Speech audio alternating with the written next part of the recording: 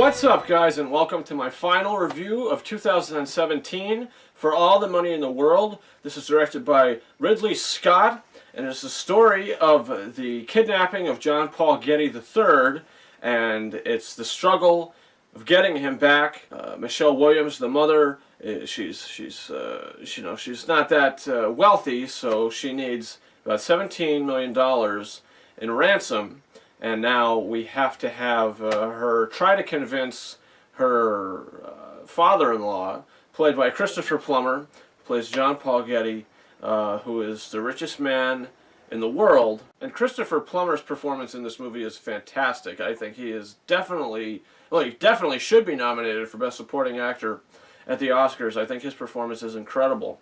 And I think Mark Wahlberg is really good in this movie as well, like really good. He's probably not going to get nominated, but if he did, I would totally see why, because this might be his best performance. He is absolutely fantastic in this movie.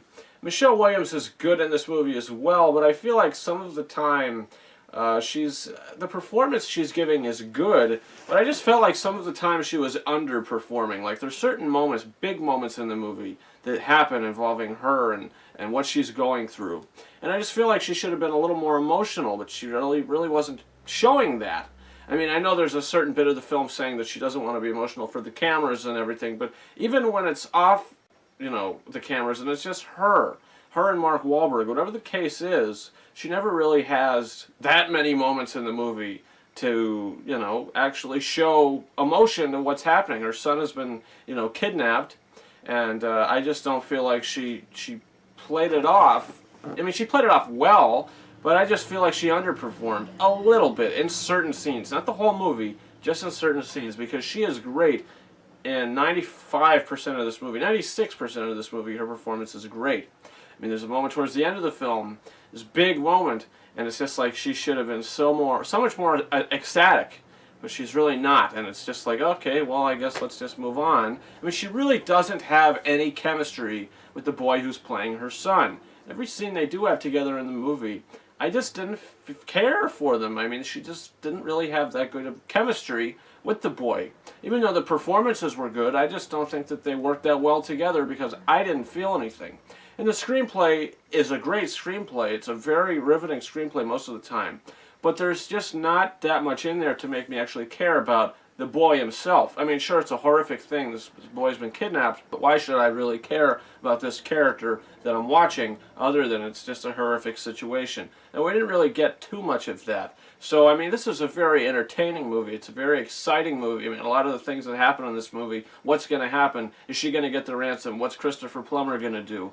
You know what I mean? It's just, there's a lot of great lines in this movie, a lot of great dialogue in this film, but I just feel like there's not like a heart and a soul behind it. It's just a stone-cold story laid out for you. And you do feel the runtime a little bit, especially in the first and second act. The third act of the movie, it flew for me. It went by so fast because I was really invested in the overall story. I wasn't emotionally invested, but I was like really interested into what was going to happen next.